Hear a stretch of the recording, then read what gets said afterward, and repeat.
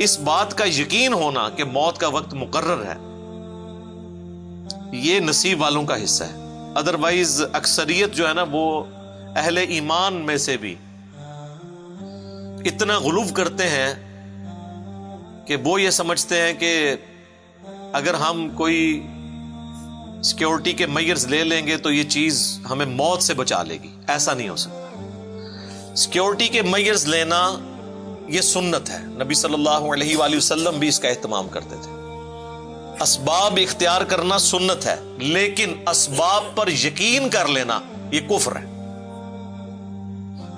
اسباب اختیار کرنا سنت ہے اور یقین مسبب الاسباب پہ رکھنا یہ ایمان کا حصہ ہے. چونکہ دنیا کو اللہ تعالیٰ نے اسباب کے ساتھ جوڑا ہے، بظاہر ایسی چیزیں ہمیں نظر آ رہی ہوتی ہیں. میرے ایک بڑے قریبی دوست تھے، مجھ سے بھی چھوٹی عمر میں وہ فوت ہو گئے. 2017 میں جب مجھ پہ مرڈر اٹیمپٹ ہوئی تھی تو میں ان کی شاپ پہ انہیں ملنے کے لیے گیا تو مجھے کہنے لگے کہ علی بھائی میں چاہ رہا ہوں آپ کے لیے نا 2-3 سیکیورٹی گارڈ رکھوا دو. میں نے کہا کیوں؟ نہیں وہ دیکھیں نا یہ ایکٹیویٹی پرفارم ہوئی ہے. میں نے کہا اس وقت تو میں خیر کیجولی پھرتا تھا، تو اب ہم تھوڑی سی احتیاط کر لیا کریں گے اس حوالے سے. اور اس وقت بھی نہاتی حالت میں اللہ نے مجھے بچا لیا ہے تو الحمدللہ. تو اب بھی اگر موت مقدر ہوگی تو وہ میں ٹال نہیں سکتا. تو پھر میں نے انہیں ایک جملہ بولا. میں نے کہا میرے بھائی ہم باہر کی چیزوں کو تو کاؤنٹر فار کر سکتے ہیں، آپ سڑک پہ چلنے والی ٹریفک سے تو بچ سکتے ہیں اگر آپ ٹریفک سگنل کی پابندی کریں اور احتیاط کے ساتھ. پاکستان میں تو آپ کو دونوں طرف دیکھ کے سڑک پار کرنی پڑتی ہے، چاہے آپ 1 وے پہ ہوں یا 2 وے پہ. تو اس طرح کی جو موت کے گولے ہیں ان سے تو آپ بظاہر بچ سکتے ہیں، لیکن جو اندر کی ٹریفک ہے جو روزانہ 1,00,000 دفعہ دل دھڑکتا ہے اور 10,000 لیٹر خون روزانہ پمپ کرتا ہے ہماری رگوں میں، اس سے کون بچا سکتا ہے؟ اگر دل فیل ہو جائے، گردے جو 25 دفعہ روزانہ ڈائلیسس کرتے ہیں اور ایک ڈائلیسس کی قیمت 8 سے 10,000 روپے مارکیٹ میں، 2.5-3 لاکھ روپے کا کام بغیر تکلیف کے گردے روزانہ کرتے ہیں. اگر گردے فیل ہو جائیں تو اس کے اوپر کون سا سیکیورٹی گارڈ بٹھایا جا سکتا ہے؟ آپ ذرا ایک ایک چیز کو گننا شروع کریں. تو ان کو یہ میری بات سمجھ آ گئی، لیکن چند ہی ہفتوں کے بعد وہ خود ہارٹ فیل سے دنیا سے چلے گئے. اللہ تعالیٰ ان کی مغفرت کرے. نیک آدمی تھے، ہماری اکیڈمی کے ایک آپ سمجھ لیں شروع کے جو ممبرز تھے ان میں سے ایک تھے. تو لیکن میں آپ کو بتا رہا ہوں کہ اندر کی ٹریفک کو کون روک سکتا ہے؟ تو یہ مسلمان کا یقین ہونا یہ بڑا ضروری ہے. کہتے تو آپ دیکھیں گے کہ جن لوگوں نے زندگی میں خدا کو کبھی سیریس نہیں لیا ہوتا نا، آپ ذرا ان کی بھی زبانیں دیکھیں، اتنی لمبی ہوں گی. او جی جیڑی رات جیڑی قبر ہے وہ باہر نہیں ہے، یہ کہتے ہیں نا. تو اگر یہی بات ہے تو تو جو قبر سے باہر زندگی گزار رہا ہے بغاوت کے اوپر مبنی، نہ تو حقوق اللہ کا کوئی پاس رکھتا ہے اور نہ کوئی حقوق العباد کا خیال رکھتا ہے، حرام خوریاں تیری گھٹی میں پڑی ہوئی ہیں اور لوگوں کا مال تو ہڑپ کرتا ہے، لوگوں کے پلاٹس ہڑپ کرتا ہے، اور بات یہ کر رہے تھی جیڑی قبر چ رات ہے وہ باہر نہیں ہے. اگر تیرا یہ یقین ہوتا کہ قبر میں جو رات ہے وہ باہر نہیں ہے اور قبر میں جا کے کسی کو منہ دکھانا ہے تو تیری زندگی اس طرح کی گزر رہی ہوتی. تو یہ ایک روایتی جملے ہیں. جس طرح ہمارے پولیٹیشنز، ہمارے ریاستی اداروں کے جو ترجمان ہیں، ماشاءاللہ آپ گفتگو سنیں تو بسم اللہ الرحمن الرحیم اور انشاءاللہ اور الحمدللہ اللہ تعالیٰ، عام بندہ اس پہ خوش ہو جاتا ہے اللہ دا نا پہ لیندے نے، اوے اللہ دا نا انجی پہ لیندے نے، انہاں دا تقیہ کلام ہے. اگر واقعی اللہ کو مانتے ہوتے اور یہ جواب دے ہوتے تو اس طرح ان کی زندگی گزر رہی ہوتی؟ ایسے نہ ہوتا. یہ صرف ایک روایتی ہماری کلام ہے جو ہم بولتے ہیں. تو اسی طریقے سے یہ بھی لوگ روایتاً بات کرتے ہیں کہ جی جو قبر میں رات ہے وہ باہر نہیں ہے، جو باہر ہے وہ اندر نہیں ہے.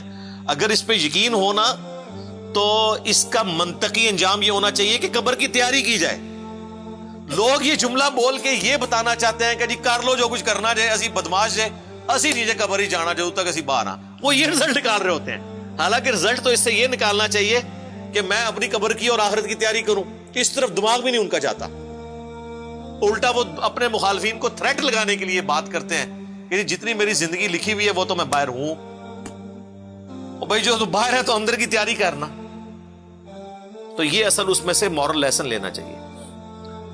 وَلَئِن قُتِلْتُمْ فِي سَبِيلِ اللَّهِ او مُتْتُمْ، اللہ تعالیٰ فرما رہا ہے اگر واقعی تم اللہ کی راہ میں مارے جاؤ یا اپنی طبعی موت مر جاؤ جہاد میں، راستے میں، بیماری کے ذریعے، لَمَغْفِرَةٌ مِّنَ اللَّهِ وَرَحْمَةٌ خَيْرٌ مِّمَّا يَجْمَعُونَ، تو جو اللہ کی بخشش تمہیں ملنے والی ہے اور اس کی رحمت، وہ اس سے بہت بہتر ہے جو تم نے دنیا میں جوڑ کے رکھا ہوا ہے، چاہے وہ زندگی ایز این ایسٹ یا دنیا کے ایسٹس جو تم نے جوڑے ہوئے ہیں، اس سے بہتر اللہ کے پاس ہے. میں کہتا ہوں جی اگر واقعی جس میں رتی برابر ایمان ہے نا، اسے یہ آفر کی جائے نا کہ مرتے ہی تم سیدھا جنت میں جاؤ گے، تو آدھے مسلمان آج ہی مرنے کے لیے تیار ہو جائے کہ یار ادھر تو ذلت کی زندگی کاٹ ہی رہے ہیں، چلو اس سے تو جان چھوٹے گی تو آگے اربوں سال کی ہمیشہ کی زندگی مل جائے گی. اور اگر کوئی ایفرٹ اس کے لیے واقعی پٹ کر رہا ہے نا، پھر اس کے لیے زندگی لائبلٹی ہوگی، آخرت ایسٹ ہوگی. اسی لیے تو اللہ نے قرآن میں جگہ جگہ اس چیز کو ایڈریس کیا ہے کہ یہودیوں اگر تم یہ کہتے ہو نا ہم اللہ کے لاڈلے ہیں، اللہ کے چہیتے ہیں، تو موت کی تمنا کیوں نہیں کرتے؟ موت سے تو تم اس طرح بھاگتے ہو. یعنی یہ نہیں کہا جا رہا کہ تم کہو کہ اللہ مجھے مار دے، نہیں، تمنا اس اعتبار سے کہ جس طرح ایک شخص کو اپنے محبوب سے وصل کا انتظار رہتا ہے نا، تو تمہیں بھی اس چیز کا انتظار رہے کہ میں مر کے اپنے رب کا دیدار کروں گا، تو پھر مرنے سے تمہیں خوف نہ آئے.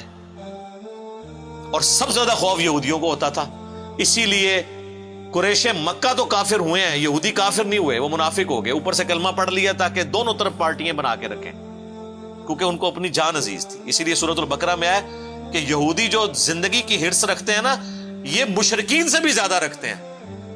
حالانکہ وہ بت پرست تھے، لیکن وہ انہوں نے آ کے دیکھیں بدر میں، احد میں، خندق میں ڈٹ کے سامنے آ کے مقابلہ کیا، اعلانیہ انہوں نے انکار کیا. لیکن یہودیوں نے اعلانیہ انکار نہیں کیا، اوپر سے کلمہ پڑھ لیا، اندر سے جڑیں کاٹی. یہ بزدلی کی علامت تھی، ورنہ تو سامنے آ کے کہتے ہاں جی ہم نہیں مانتے، آ کے لڑو ہمارے ساتھ. تو دنیا کی محبت کی وجہ سے وہ بزدلی کا شکار تھے یہودی. تو اللہ تعالیٰ فرماتا ہے اگر آخرت تمہیں اتنی محبوب ہے تو تمنا کرو نا. تو یہی حال مسلمانوں کا بھی ہے. یہ کہنا آسان ہے کہ جی ہر وقت ہم موت کے لیے تیار بیٹھے ہوئے ہیں، لیکن تیاری کوئی نہیں ہے، بس تیار بیٹھے ہوئے ہیں. وہ سر آپ نہ بھی تیار بیٹھے، جدو چکیا جانا ہے تو چکیا جانا ہے، تہاڈی تیاری نال کچھ نہیں، تو اسی تیار نہ بیٹھو، تیاری کرو. تو اللہ طرف مارا ہے کہ جو اللہ کی راہ میں جہاد کے دوران طبعی موت مر جائے نا، اس کے لیے بھی مغفرت اور اجر عظیم ہے، کیونکہ وہ اللہ کی راہ میں وقف ہوا ہے نا. اور اگر شہید ہو جائے گا پھر تو نور علی نور ہے. اچھا وہ کیوں ہے اجر؟ اس نے اللہ کے لیے نیت تو کی ہے نا. حتیٰ کہ صحیح مسلم میں حدیث ہے کہ جو شخص شہادت کی تمنا کے ساتھ اپنے بستر پہ بھی مرے نا، اللہ اسے بھی شہید لکھتا ہے. اور صحیح مسلم میں حدیث ہے جس کے دل میں شہادت کی تمنا نہیں، وہ منافقت کی ایک شاخ پہ مرا ہے. کلی منافق نہیں ہے، لیکن منافقت کی اس کے اندر علامات پائی جاتی ہیں. کیوں؟ مسلمان کو تو ہر وقت شہادت کی تمنا رکھنی چاہیے، چاہے وہ شہید ہو یا نہ ہو. تو اگر وہ شہادت کی تمنا رکھتا ہے، اور شہادت یہ والی نہیں کہ مسلمان کا گلا کاٹے، پنجابی سندھی کا اور سندھی پنجابی کا، بلوچی پنجابی کا اور پنجابی بلوچی کا، یہ والی نہیں ہے شہادت، جو واقعی میدان جنگ والی شہادت ہو. تو اگر اس کی تمنا ہے تو اس کو تو بستر مرگ پہ بھی شہید ہوئے بغیر بھی شہادت کی فضیلت مل جائے گی. اور بخاری اور مسلم دونوں میں حدیث ہے، اللہ کے محبوب صلی اللہ علیہ وآلہ وسلم نے فرمایا کہ میری خواہش ہے کہ میں اللہ کی راہ میں قتل کیا جاؤں، پھر زندہ کیا جاؤں، پھر قتل کیا جاؤں، پھر زندہ کیا جاؤں، پھر قتل کیا جاؤں، پھر زندہ کیا جاؤں، پھر قتل کیا جاؤں.